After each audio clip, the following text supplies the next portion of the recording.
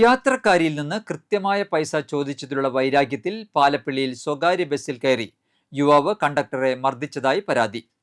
തൃശൂർ പാലപ്പിള്ളി റൂട്ടിൽ സർവീസ് നടത്തുന്ന സുമംഗലി ബസ്സിലെ കണ്ടക്ടറായ വരന്തരപ്പിള്ളി നൂറുകുളം സ്വദേശി കോപ്പാടൻ വീട്ടിൽ ബിബിൻ ആണ് മർദ്ദനമേറ്റത്.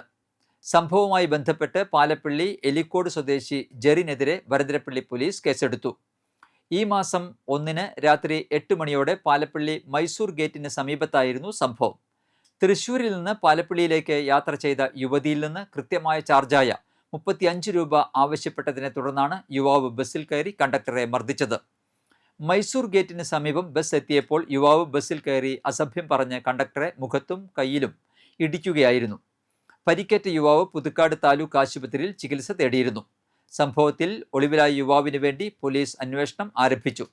മർദ്ദനത്തിന്റെ ദൃശ്യങ്ങൾ ബസ്സിലെ നിരീക്ഷണ ക്യാമറയിൽ പതിഞ്ഞിട്ടുണ്ട്.